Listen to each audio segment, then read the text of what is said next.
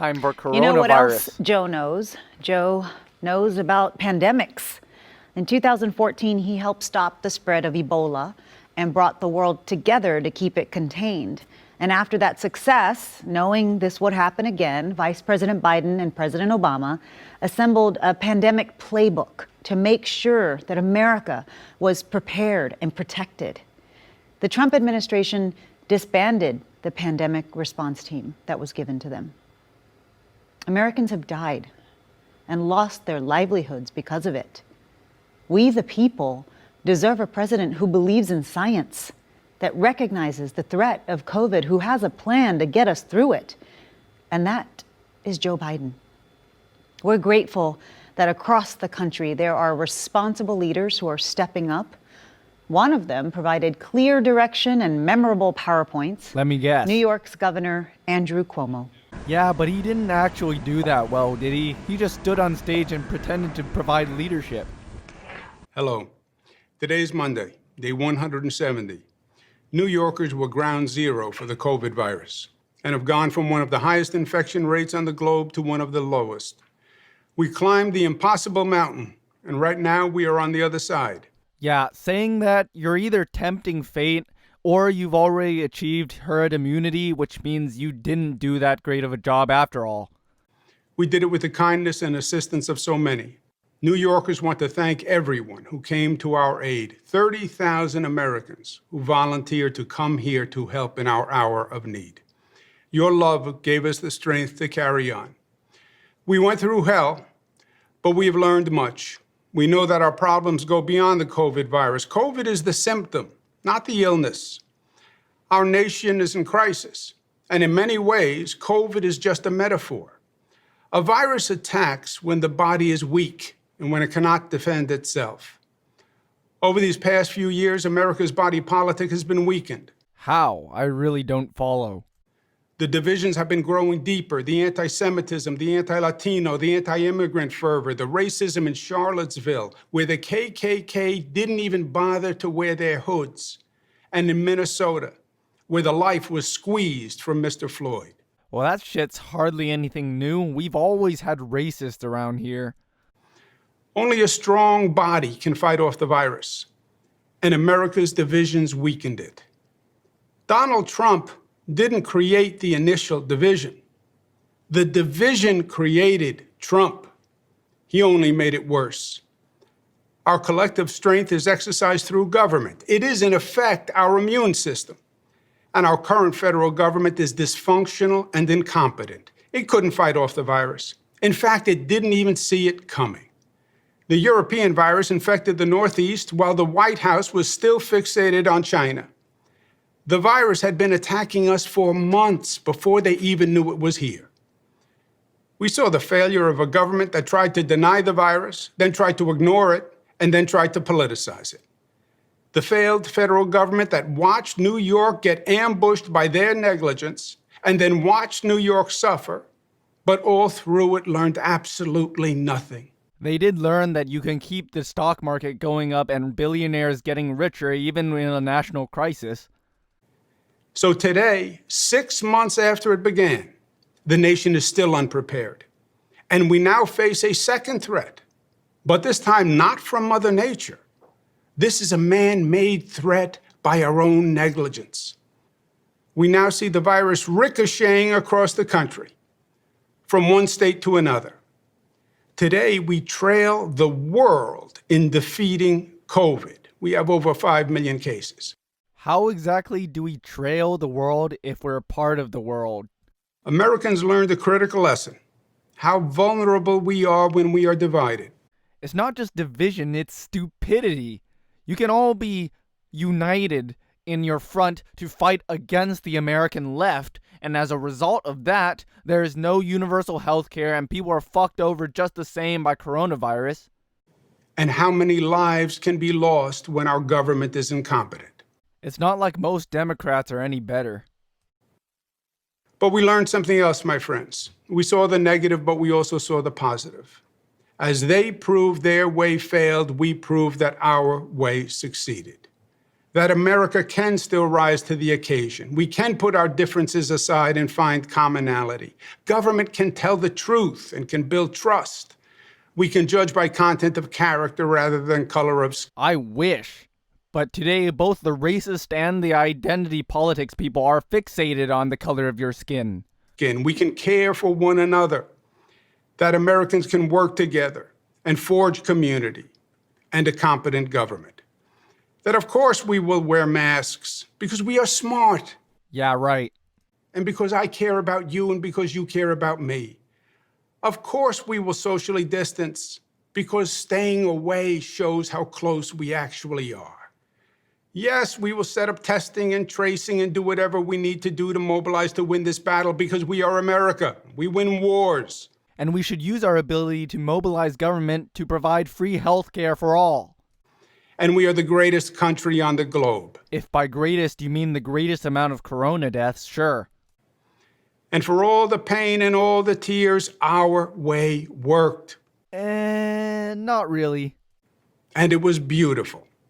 All right, it's time for the platitudes to start rolling in. Now we need a leader as good as our people.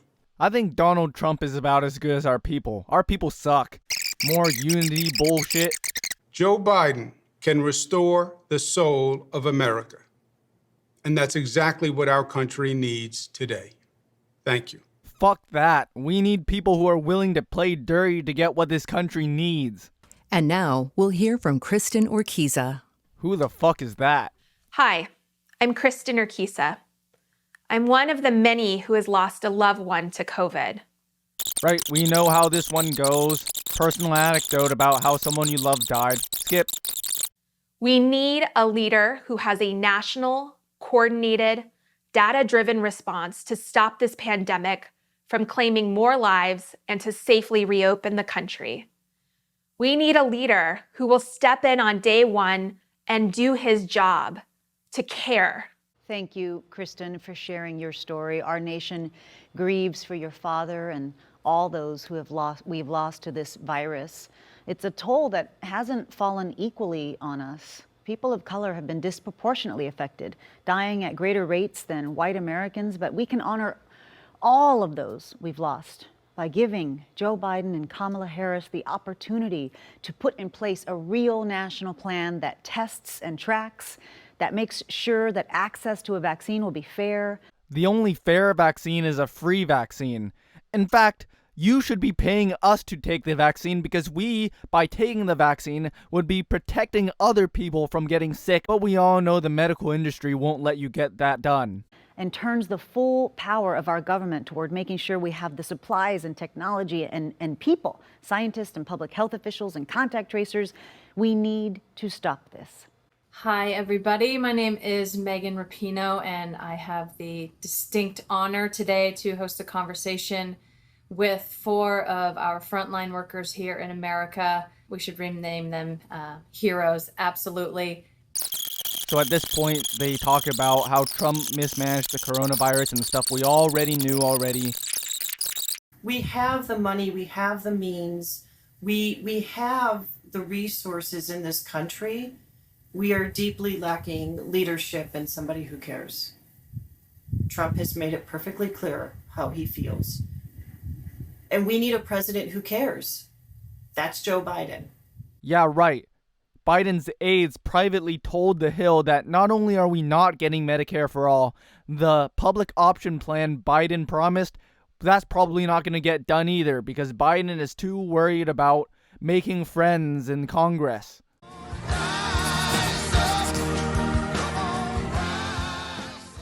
Millions of people and veterans and senior citizens rely on the postal system for prescription medicines, for their checks. Having the Postal Service deliver my prescriptions became even more comforting when the COVID-19 virus hit us here in the United States. However, now, with Donald Trump in office and his attempts to undermine the United States Postal Service, we are extremely concerned. This administration's decision not to provide the necessary funding to the United States Postal Service is appalling. I was diagnosed with multiple myeloma. Voting by mail is our only realistic option. In no way do I want my 11 grandchildren to grow up in a world where this kind of suppression exists. I mean, ideally we'd go electronic, but based on what happened in the Iowa caucuses, I don't see that happening for a very long time. I'm Sarah Gideon, and I'm running to represent Maine in the U.S. Senate. With Joe Biden in the White House and a Democratic Senate, I know we can build back our economy and our communities even stronger. Not without flushing out the corporatist hacks in the party. We still at this time don't have the necessary PPE. And I am very worried about what is in front of us. We're going to have classrooms that maybe have not been sanitized properly because we don't have the money for that kind of equipment.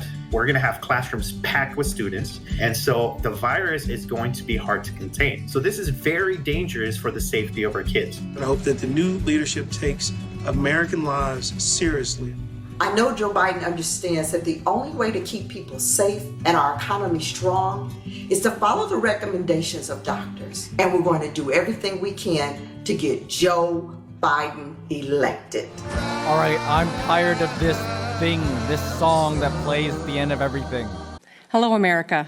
I'm Governor Gretchen Whitmer, or as Donald Trump calls me, that woman from Michigan. In 2009, the Obama-Biden administration inherited the worst economic crisis since the Great Depression. That's crony capitalism and supply-side economics for you. The auto industry on the brink of collapse. 1 million jobs at stake. But President Obama and Vice President Biden didn't waste time blaming anyone else or shirking their responsibility. They got to work.